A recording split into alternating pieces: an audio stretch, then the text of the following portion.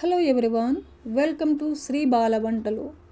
ఈరోజు మన healthy and tasty recipe అనపగింజలతో కమ్మని మసాలా కర్రీని ప్రిపేర్ చేసుకుందామండి. ఈ కర్రీ వైట్ రైస్, రాగి సంగటి, చపాతీ, రోటీ, పుల్కా ఇలా దేనికైనా కూడా చాలా చాలా కమ్మగా ఉంటుంది. ఇప్పుడు మనకు సీజన్ కదండి, మార్కెట్లో అనపకాయలు అవైలబుల్గా ఉన్నాయి. తెచ్చేసుకొని ఇలా కమ్మగా మసాలా కర్రీని ప్రిపేర్ చేసుకోవచ్చు. ఇప్పుడైతే మనం లేట్ చేయకుండా ప్రాసెస్లోకి వెళ్ళిపోదాం. ఈ కమ్మని అనపగింజల మసాలా కర్రీని ఎలా ప్రిపేర్ చేసుకోవాలి అన్నది చూసేద్దాం. నేను ఇక్కడ ఒక 1/2 kg అనపకాయలు తీసుకున్నానండి. ఇవన్నీ ఒలిచేసి మనము గింజలన్నీ సపరేట్గా తీసేయాలి. 1/2 kg అనపకాయలకి 1 కప్పు అనపగింజలు అయ్యాయన్నమాట. ఈ క్వాంటిటీ అనపగింజలకి ఒక 3 టమాటోల్ని చిన్న చిన్న ముక్కలుగా కట్ చేసి రెడీగా ఉంచుకోవాలి. మిక్సీ జార్ పెట్టేసుకొని వేయించిన వేరుశనగ గుళ్ళని 1 కప్పు వేసుకోవాలి.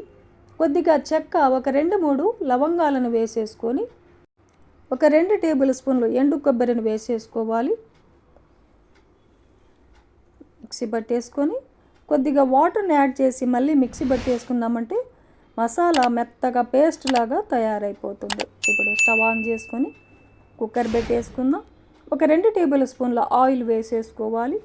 ఆయిల్ హీట్ ఎక్కిన తర్వాత ఒక 1/2 టేబుల్ స్పూన్ ఆవాలు, 1/2 టేబుల్ స్పూన్ జీలకర్ర వేసేసుకొని బాగా వేయించుకుందాం. వేగిన తర్వాత 1 కప్పు ఉల్లిపాయలని చిన్న చిన్న ముక్కలుగా కట్ చేసి వేసేసుకొని ఉల్లిపాయలు బ్రౌన్ కలర్ వచ్చేంత వరకు బాగా దోరగా వేయించేసుకుందాం. ఇవి బాగా వేగిన తర్వాత 1 టేబుల్ స్పూన్ అల్లం వెల్లుల్లి పేస్ట్ వేసేసుకొని వేయించుకోవాలి. ఒక 3 టమాటోల్ని చిన్న చిన్న ముక్కలుగా కట్ చేసి వేసేసుకుందాం. స్టవ్ని లో ఫ్లేమ్లో పెట్టేసుకొని టమాటోలు మగ్గేంత వరకు బాగా కుక్ చేసుకోవాలి. ఒక 1/2 టేబుల్ స్పూన్ పసుపును కూడా యాడ్ చేసుకోవాలి. టమాటోలు బాగా మగ్గిపోయాయండి. ఇప్పుడు రెడీగా ఉన్న అనపగింజలను వేసేసుకుందాం.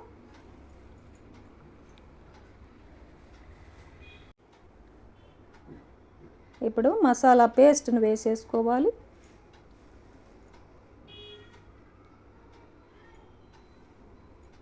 ఒక టేబుల్ స్పూన్ వేయించి పొడి చేసిన ధనియా పౌడర్ను వేసేసుకోవాలి. 1 table spoon red chilli powder వేసేసుకోవాలి. మీ టేస్ట్కి తగినట్టు రెడ్ చిల్లీ పౌడర్ని వేసేసుకోండి. కరివేపాకు వేసిన వీడియో మిస్ అయిందండి, మీరు కరివేపాకు వేసేసుకోండి. బాగా కలిపేసుకొని స్టవ్ని లో ఫ్లేమ్లో పెట్టేసుకొని ఒక 3 నిమిషాల పాటు మూత పెట్టేసి కుక్ చేసుకోవాలి. ఇలా కుక్ చేసుకోవడం వల్ల అనపగింజలకి మసాలాలంతా బట్టి కర్రీ చాలా బాగుంటుందండి. ఇప్పుడు ఒక 2 గ్లాసుల వాటర్ని యాడ్ చేస్తున్నాను.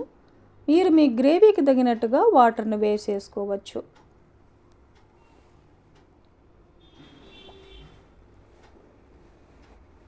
టేస్ట్కి సరిపడా సాల్ట్ను వేసేసుకుందాం.